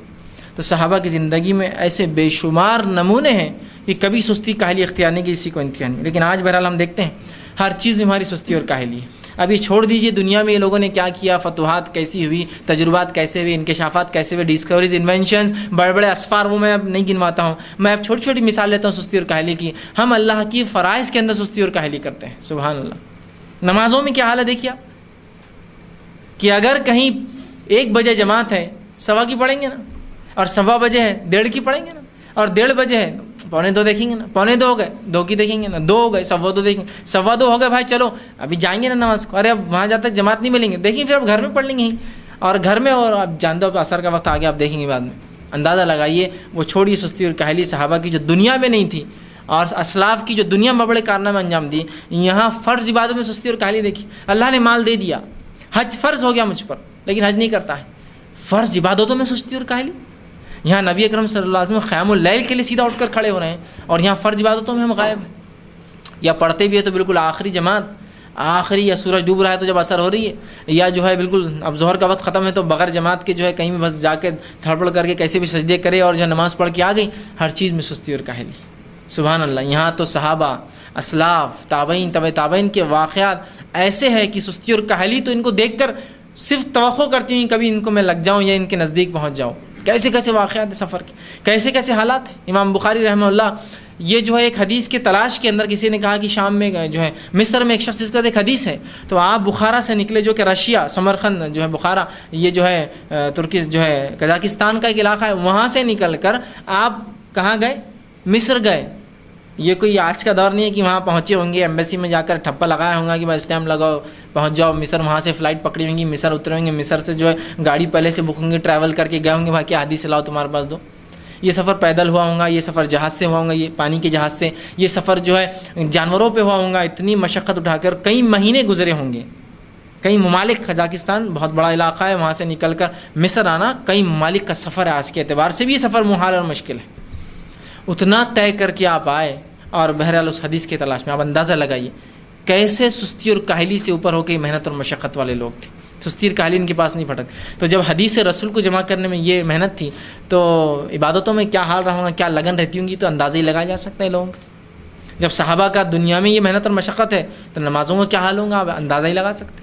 اور ہرقیل نے جب اس کی فوج جنگ یرمک میں ہاری, بڑا اچھا یہ واقعہ تھا جنگ یرمک اور جنگ قادسیہ. یہ دو ایسی جنگیں ہیں جو دنیا کی عظیم جنگوں میں شامل ہے, یاد رکھیے. ایک زمانہ تک لوگوں نے دبانے کی کوشش کی, کہ الحمدللہ آج انٹرنیٹ پہ جائیے, خالی جنگ یرمک یا قادسیہ ڈالیے, آج آپ کو ویکیپیڈیا اور دیگر بڑے بڑے انسائکلوپیڈیا میں اس کی تفصیلات آج مل جائیں گی. اب دنیا مجبور ہے اس چیز کو اقرار کرنے میں. تو جنگ یرمک جو ہوئی یہ بہت جو ہے ایک جس کو کہیں گے یہ دنیا کی تاریخ میں بڑی جنگوں میں سے ایک جنگ ہے. ہرقیل جو ہے اپنے طرف سے 2,40,000 لوگ لایا تھا لڑنے کے لیے. یہ سب فوجی تھے, یہ سب کے سب جو ہے فوجی تھے. اور اس کے مقابلے مسلمانوں کی فوج بمشکل 40-45 ہزار جو ہے صحابہ پر مشتمل تھی, یاد رکھیے. جب یہ جنگ ہوئی, اس جنگ کے اندر 3,000 جو ہے مسلمان مارے گئے, جس میں سے بہت جلیل القدر کچھ صحابہ بھی تھے 5 سے 6 جو اس جنگ کے اندر 3,000. لیکن 1,20,000 جو ہے ہرقیل کی فوج ماری گئی. جب اس کو یہ خبر ملی اتنی بڑی شکست کی تو اس نے جمع کیا اور پوچھا کیا وجہ تھی ہمارے شکست کی, بتاؤ. امام طبری نے اپنی تاریخ میں یہ واقعہ لکھا ہے. تو کسی نے تو ہمت نہیں کی ہرقیل کے سامنے بات کرنے کی, اور اس نے یہ بھی کہا میں تم سے پہلے ہی کہہ رہا تھا اس نبی سے اور اس کے ماننے والوں سے جھگڑا نہ کرے تو اچھا ہے, ایک عہد نامہ لے لیتے ہیں, ان سے امن کر لیتے ہیں. لیکن اس کے لوگوں نے مانا تھا. ہرقیل خائل تھا رسول اللہ کا. اس نے جب خط پڑھا تو یہ سمجھ گیا, بلکہ خط پڑھنے کے بعد اس نے یہ کہا تھا کہ اگر تم نے اس شخص کی بات نہیں مانی جو اپنے آپ کو نبی کہتا ہے, تو یاد رکھو جس زمین پر آج ہم ہیں یہ زمین ہم سے بہت جلدی چھین لی جائیں گی. بلکہ ایک روایت میں, بخاری کی روایت میں آتا ہے کہ یہ نجومی بھی تھا. اس نے ایک بار ستاروں کو دیکھا اور کہا کہ یہ زمین ہم سے بہت جلدی جانے والی ہے. شام میں تھا جب اس کا دارالخلافہ بصرہ شام میں تھا, تو کہا یہ بہت جلدی جانے والی. تو لوگوں نے کہا کیوں, کوئی جنگ لڑنے والا ہے؟ تو کہا کچھ لوگ ہیں جو ختنہ کراتے ہیں یہ ہم سے جنگ لڑیں گے اور ہم کو اس زمین سے ہٹا دیں گے. تو کہا یہودی, اگر آپ حکم دے تو 2 منٹ کا کام ہے, جا کر پوروں کو ختم کر دے القدس کے اندر. یہودی اس زمانے میں فلسطین القدس میں تھے, 2 منٹ کا کام ہے سب کو ختم کر دیتے. کہا نہیں, یہ یہودی نہیں ہے, کوئی اور ہے جو ختنہ کراتے. اور اسی وقت رسول اللہ صلی اللہ علیہ وسلم قاصد خط لے کر آیا. جب خط لے کر پہنچا تو ہرقیل نے پوچھا کیا تم لوگ ختنہ کراتے ہو؟ تو صحابی نے کہا ہم ختنہ کراتے. تو کہا یہ لوگ ہیں, وہ لوگ نہیں ہیں, یہودی نہیں. یہودی بھی ختنہ کراتے تھے, بنی اسماعیل بھی ختنہ کراتی, لیکن اس کو علم نہیں تھا اس چیز کا. تو کہا وہ نہیں, یہ لوگ ہیں اس سے مراد. اور اس نے جب یہ جنگ ہارے تو کہا کیا میں نے تم سے نہیں کہا تھا کہ اس نبی سے جو ہم معاہدہ کر لیتے ہیں امن کا, تم لوگوں نے مجھے مجبور کیا نا اس چیز پر. اٹھا ہوا نتیجہ کیا ہوا جو ہم ہارے, کیا وجہ تھی ہمارے ہار کی. تو ایک بوڑھا شخص جو ہے امام طبری لکھتے ہیں اس میں سے نکل کر آیا جو اچھا مقام رکھتا تھا, لیکن اس کی بزرگیت ہی ایک وجہ تھی جس وجہ سے اس کی جان بھی بچ گئی بعد میں. وہ آیا اور کہا دوسرے تو کچھ کہیں گے نہیں, سچ بولنے سے منہ بند رکھیں, میں کہتا ہوں بس ایک وجہ تھی ان کے ہار, ہماری ہار اور ان کی جیت کی, کہ وہ اپنے رب کو یاد کرنے والے تھے. ہم اپنے رب کو چھوڑ بیٹھے ہیں. اور راتوں میں ذکر بڑا تفصیل اس نے بیورا کیا. وہ راتوں میں جاگتے ہیں, ذکر کرتے ہیں, نمازیں پڑھتے ہیں, دن میں گھوڑے پر سوار ہے تب بھی اپنے رب کو یاد کرتے ہیں. مطلب محنت مشقت دیکھیے رہا, جہاں دنیاوی کام کرے جہاد, وہاں راتوں میں رب کو بھی خوش کرے. سست آدمی کر سکتا ہے کہ راتوں کی نماز بھی پڑھ رہا دن میں جہاد بھی کر رہا, کہاں سے کریں گا. تو کہا وہ راتوں میں نمازیں پڑھتے ہیں, دن میں گھوڑوں پر سوار ہے تب بھی اللہ کا ذکر چالو ہوتا ہے, تو وہ اپنے رب کو تھامے ہوئے ہے اور ہم نے اپنے رب کو چھوڑ دیا ہے. ہرقیل نے کہا تو نے سچ کہا یہ بات, اور تیرے علاوہ کوئی کہتا تو اس کو سزا دیتا میں, تیری عمر تقاضا ہے میرے لیے, تو نے سچ کہا. تیرا کنکلوژن جو تھا تیری عمر کے اعتبار سے بالکل درست تھا کہ انہوں نے اپنے رب کو پکڑ لیا, ہم نے چھوڑ دیا. لیکن یہاں دیکھیے صحابہ کی محنت اور مشقت, عاجز نہیں تھی وہ کام سے, محنت اور مشقت ان کی. ہم دیکھیے فرائض نمازوں میں ہماری سستیاں اگر دیکھ لیں تو بس میرے کو ضرورت نہیں ہے, باقی زکوٰۃ دینے کا کیا معاملہ ہوتا, حج کے اندر کیا حالات ہوتے, اور باقی تمام نفلی عبادتوں کا کیا ہو سکتا ہے. یہ فرائض میں ہماری سستیاں ہیں. فجر کی نماز کی سستی تو اس حد تک ہے کہ کسی کہنے والے نے بڑی اچھی بات کہی ہے, اگر مسلمان فجر میں اٹھ جائے تو میں تب سمجھوں گا یہ امت جاگ گئی.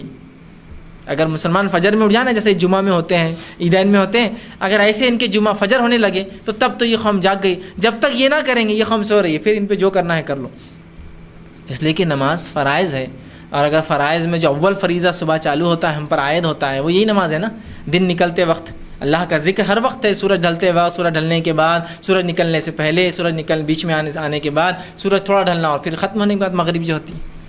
تو اگر صبح ہی ہماری ایسی ہوتی ہے تو دن کیسا گزریں گا؟ سیدھی سی بات ہے، فرسٹ امپریشن لاسٹ امپریشن بولتے ہیں نا، شروعات جیسی ہوں گی خاتمہ ویسا ہوں گا. میں یہ نہیں کہہ رہا ہوں جس طرح سے ہندو لوگ بیچارے مانتے ہیں کہ شروعات بھونی جیسے وہ میں وہ نہیں کہہ رہا ہوں، لیکن سیدھی سی بات ہے اپنے رب کو جو صبح یاد نہ کرے اسے کیا توقع کی جائیں کہ دن میں وہ سستی اور عاجزی، اور جب فجر نہیں ہوتی تو سستی اور کاہلی ایسی سوار ہوتی ہے ہمارے نفسوں پر کہ بس حالات تو ہم دیکھ رہے ہیں، مجھے زیادہ تبصرے کی ضرورت نہیں. اسی طرح جو ہے ضروری کام ترک کر کے غیر ضروری کاموں میں ہم لوگ لگے، یہ بھی سستی اور کاہلی کا نتیجہ ہے. تعلیم حاصل کرو کہتے تو نکڑ چوراہوں پر اور میلے اور ٹھیلوں پر اور بازاروں میں اور کہاں کہاں نوجوان بیٹھے. دیکھیے ضروری کام کیا ہے؟ تعلیم حاصل کرو، ہنر حاصل کرو. یہ ہنر چھوڑ کر دیکھیے کیا کر رہے ہیں. ہنر کو ڈالا جائے تو سستی اور کاہلی ایسی طاری ہے کہ وہ نہ ہنر حاصل کرتا ہے نہ تعلیم حاصل کر رہا ہے، اور عمر گزرنے کے بعد پچھتاوا بڑا ہوتا ہے.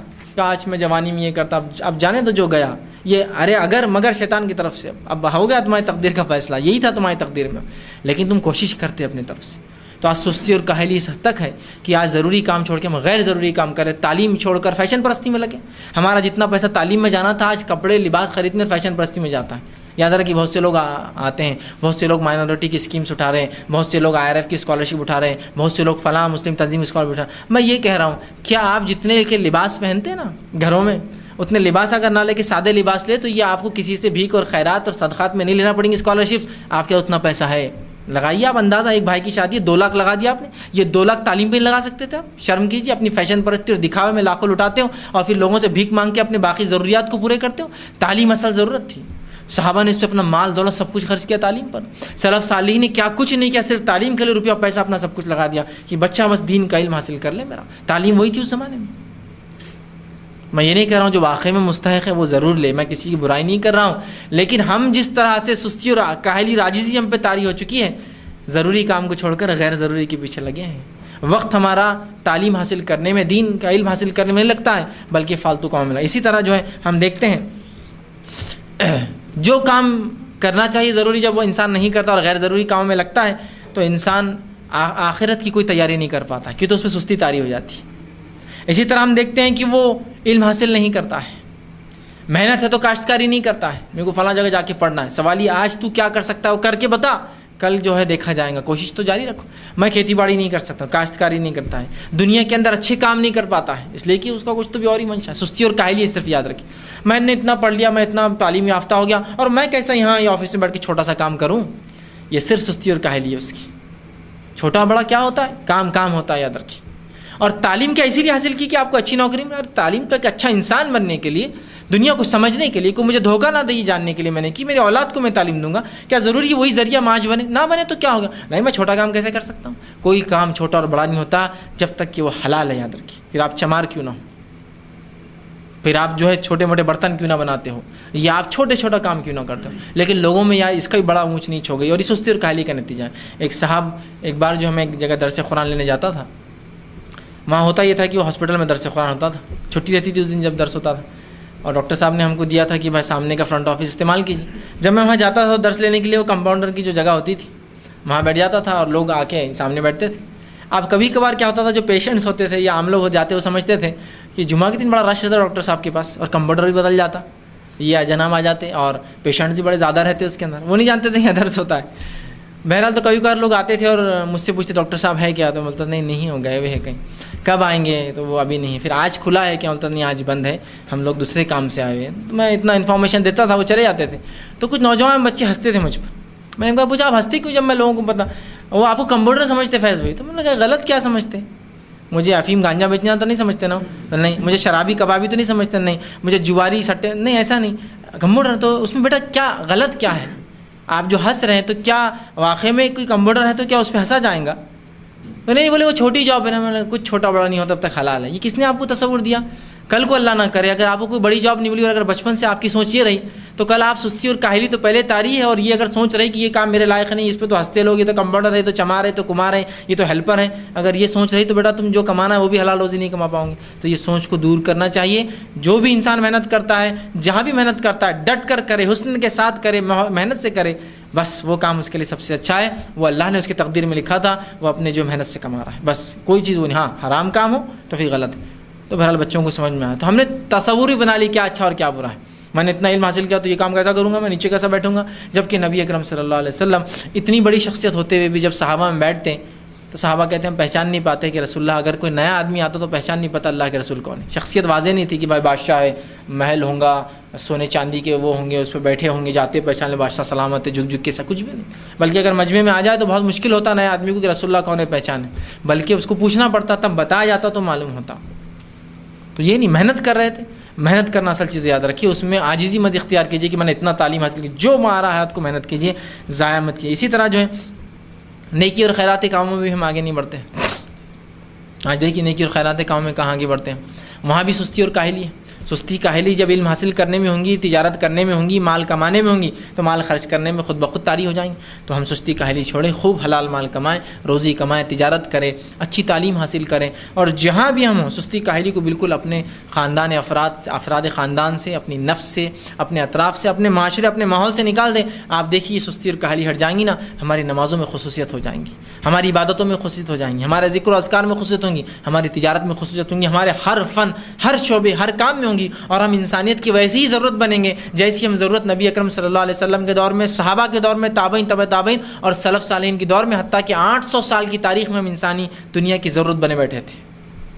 ہر فن کی ایجاد ہم نے کی، اس لیے کہ ہم ہی انسان کی ضرورت ہے. ہم ہی وہ تھے جو انسانوں کے لیے جو ہے خلیفہ بنا کر بھیجے گئے. ہم ہی وہ جو ان پہ حکومت کرنے کی جو ہے استطاعت اور صلاحیت اور طاقت اور ہنر اور تمام چیزیں رکھتے ہیں. لیکن ہم ہی جب سستی اور کاہلی اختیار کر جائیں گے تو ظاہر سی بات ہے وہ لوگ پھر آگے آئیں گے جو ظاہر سی بات ہے نہ ان کے پاس کوئی دین ہوگا، نہ کوئی مذہب ہوگا، نہ کوئی الہی رہنمائی ہوں گی اللہ کی طرف بھیجی ہوئی، نہ کوئی نبی ہوگا. وہ اپنے دماغوں سے، اپنی عقلوں سے، اپنے اعتبار سے فیصلے کریں گے. جب وہ فیصلے ہم پر صادر کریں گے اس کے نتیجے اتنے سنگین آئیں گے تو پھر رونے کا ہم کو کوئی حق نہیں، اس لیے کہ ہم نے خود اپنے نفسوں پر یہ چیزیں لاد لی ہے اپنی سستی اور کاہلی کے نتیجے میں. اپنے رب سے تعلق بنانے میں سستی اور کاہلی، اور اپنے جو دنیا میں طریقہ اور اپنی سنت بنائی ہے، دنیا کے ذریعے ظاہر سی بات ہے ہم آخرت تک جو کامیاب ہو سکتے ہیں. اس ذریعے کو ہم کو پانا ہے کہ یہاں دنیا کی بھی ہم ضرورت بنے اور آخرت کی بھی. تو ہمیں ڈٹ کر جو بھی ہم پیشہ اختیار کرتے، جو کام کرتے ہیں، خوب محنت سے کیجیے. آخر فیصلہ اللہ کے ہاتھ. میں یہ نہیں کہہ رہا ہوں کہ آپ محنت کریں گے تو آپ کی انکم بڑھ جائیں گی، میں یہ نہیں کہہ رہا ہوں. میں یہ کہنا چاہ رہا ہوں ہم محنت کرتے رہے، وہ اللہ کا معاملہ ہے، وہ انکم بڑھائیں گا نہیں بڑھائیں گا، اسے برکت دیں گا نہیں دیں گا، معاملہ سدھریں گے نہیں سدھریں گے. لیکن ہم وہ سنت اختیار کریں جو اللہ کی سنت ہے کہ دنیا میں کوشش ضروری یاد رکھی، اور وہ کوشش کرتے رہے. اور اس کے بعد نتیجے جو ہے پھر اللہ کے ہاتھ میں. یہ نہ ہو کہ ہم جو ہے سستی اختیار کر لیں کہ بس اللہ نے جو تقدیر میں لکھا وہ ہوں گا. اگر تقدیر پر ایسا اعتماد ہے تو میں کہتا ہوں آپ کو، آپ جا کر اگر بیر کے جھاڑ کے نیچے بھی لیٹ جائے نا تو ایک بھی بیر منہ میں آ کے نہیں گرتا ہے، پروبیبلٹی بہت کم ہے. آپ کو وہاں جا کر چننا پڑے گا، ٹہنیاں ہلانا پڑیں گی، بیر گریں گے تو یہ مشقت، یہ سنت ہے. کوشش آپ کا کام ہے، لیکن سب کچھ کرنے کے بعد بھی ایک بھی بیر نہ گرا، یہ تقدیر تھی آپ کی. لیکن یہ نہیں کہ میں جا کے لیٹ جاؤں اور کہوں کہ میرے منہ میں بیر آ جائے. ہو سکتا ہے 10-20 سال میں ایک سڑا بیر منہ میں گر جائے، لیکن جب تک شاید آپ بچ بھی نہ پائیں گے. تو یہ سستی کاہلی کو اپنے تقدیر پہ جو ہے اس طرح کا اعتماد کر کے سستی کاہلی اور کم صرفی مت کیجیے، بلکہ اٹھ کھڑے ہوئیے، اپنی جتنی توانائیاں ہیں اس کو اپنے لمٹس تک پہنچا دیجیے. اور اگر ایک چھوٹا طبقہ بھی یہ کریں گا نا تو بہت بڑے طبقے پہ اثر انداز ہوتا ہے. صحابہ کی جماعت بمشکل 1,00,000-1.5 لاکھ لوگوں کی تھی. صحابہ کی جماعت بمشکل 1,00,000-1.5 لاکھ لوگوں کی تھی، لیکن ایسا اثر دنیا پہ چھوڑ گئے، ایسی چھاپ چھوڑ گئے کہ جسی کو، اس لیے کہ سب اپنے آپ میں لیڈر تھے نا، سب اپنے لمٹس تک پہنچ چکے تھے، اپنے ایمان، اپنے عقیدے، اپنے اعتماد اللہ پر اور دنیا کے اندر اپنے لمٹس تک تھے. تو وہ 1.5 لاکھ لوگوں نے اتنا بڑا اگر کارنامہ انجام دیا تو میں سمجھتا ہوں ایک بہت بڑی امت ہے. اگر امت میں سے کچھ افراد بھی اس چیز کو سمجھتے اور آگے نکلتے ہیں تو اندازہ لگائیے چند افراد بہت بڑی تبدیلی لا سکتے. یاد رکھیے صحابہ جو جنگ بدر میں تھے 313 تھے، سستی کاہلی کرتے تو ختم ہو جاتے وہیں، لیکن ان میں جستجو تھی. اللہ تقدیر پر بھروسہ ان کا بھی تھا، لیکن ایسا نہیں تھا کہ دنیا میں کچھ مت کرو، تقدیر میں جو ہوں گا ہم جنگ لڑ. نہیں، سب کچھ تیاری کی. اس کے بعد پھر تقدیر پہ اعتماد کہ اللہ اب جو چاہے فیصلہ کرے. دعا بھی کر رہے کہ اللہ اس میں ہم کو فتح دے. یہ نہیں کہ باپ جی تقدیر ہے جو ہوں گا کچھ مت کرو، بیٹھے رہو، پڑے رہو، مدینے میں رہو، کہاں جانے کی ضرورت نہیں. سب کچھ کیا. تو یہ سنت ہے. تو دنیا میں ہم سب کچھ کوششیں کریں، سستی کاہلی کو چھوڑ دیں، نتیجے اللہ کے ہاتھ میں چھوڑ دیں. جو اللہ بہتر سمجھیں گا وہ ہمارے ساتھ کریں گا. بس اپنی بات کو اسی پہ ختم کروں گا. اللہ رب العزت سے دعا ہے کہ اللہ سبحانہ تعالیٰ سستی کاہلی اور ہر قسم کے اخلاق رذیلہ سے ہم تمام کی جو حفاظت کریں.